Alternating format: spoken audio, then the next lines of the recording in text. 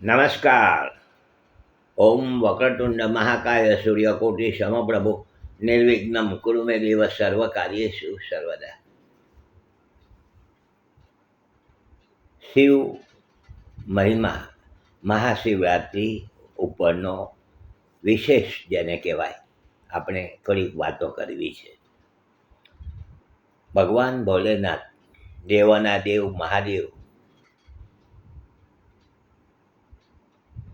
એમના વિશે જેટલી પણ વાતો કરીએ એટલી ઓછી છે.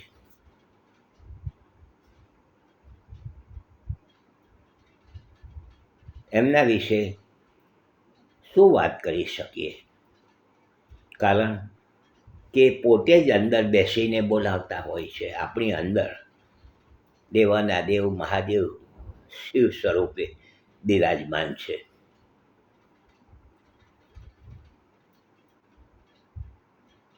શિવ સાકાર પણ છે અને નિરાકાર પણ છે. સાકાર પણ છે અને નિરાકાર પણ છે. જો આ વસ્તુ બહુ સમજવા જેવી છે. સાકાર સ્વરૂપ છે તો આ લિંગ છે એ સાકાર છે અને પાછું નિરાકાર છે. એમાં કોઈ દેખાતું નથી, ભગવાનનું સ્વરૂપ નજરે આવતું નથી, પરંતુ આ સાકાર છે અને નિરાકાર છે.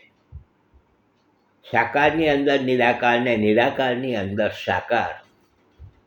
આ દેવોના દેવ મહાદેવ. લિંગ એટલે ચિહ્ન. લિંગ એટલે ચિહ્ન કે બાળક પુરુષ લિંગ છે કે સ્ત્રીલિંગ છે. આ લિંગ એટલે ચિહ્ન.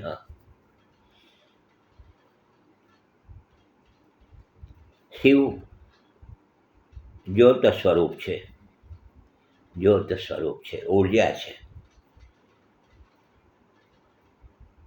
આપણા શરીરમાં જે આપણા અંદર શિવ બિરાજમાન છે, આત્મા સ્વરૂપે. આત્મા સ્વરૂપે બિરાજમાન છે. અંદરથી જ્ઞાનરૂપી પ્રકાશ પ્રદાન કરાવે છે ને આપણે આ બધી વસ્તુને નિહાળી શકીએ છીએ. એ પણ એમની કૃપા છે. જ્યોતિર્લિંગ સ્વરૂપ કહેવાય છે શિવ. જ્યોતિર્લિંગ, જ્યોત એટલે પ્રકાશ, જ્યોત એટલે જ્ઞાન.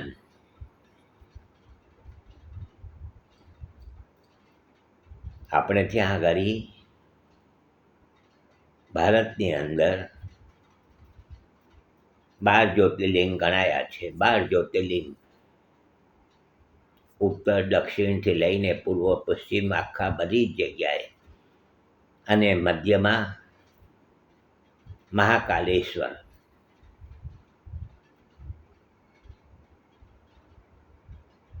બાર જ્યોતિર્લિંગ આપણે ત્યાં આગળ ખૂબ વિશેષ મહત્વ છે. જ્યોતિર્લિંગ એટલે આપણા જે આ ભારતની અંદર 12 જ્યોતિર્લિંગ છે એ પ્રત્યક્ષ જેને કહેવાય ઉર્જા એ બિરાજમાન છે. અને જે લોકો ત્યાં જાય છે, જ્યોતિર્લિંગના દર્શન કરે છે, એ લોકોનો અંદરથી જે ભાવ થાય છે એ કંઈક અનેરો હોય છે. એની સાથેના જોડાણ થાય છે. જ્યોત છે, આપણી નાની જ્યોત છે એ મોટી જ્યોત છે, બેનું મિલન થાય છે. જ્યોતમાં જ્યોત મિલન થાય છે અને એક અનેરો અનુભવ, આનંદ થાય છે. તો આ બધી વાતો છે શિવના વિશેની. જેટલી વાતો કરીએ એટલી ઓછી છે, પરંતુ આ શિવના મહાશિવરાત્રિ આવે છે અને એમના ગુણગાન ગાઈએ, એમના તરફ આપણે થોડાક એક ડગલું આગળ ચાલીએ, પછી તો એ આપણને પકડી લેશે. કારણ કે જ્યોતિર્લિંગ સ્વરૂપ છે, જ્યોત સ્વરૂપે છે. આપણે જઈશું, આપણને પકડી લેશે. અને બહુ ભોલેનાથ છે, દયાળુ છે. જેટલી વાતો કરીએ એટલી ઓછી છે. કાલે પાછા મળીશું. જોડાયેલા રહેજો. લાઈક કરજો, શેર કરજો, બીજાને જોવાની ભલામણ કરજો.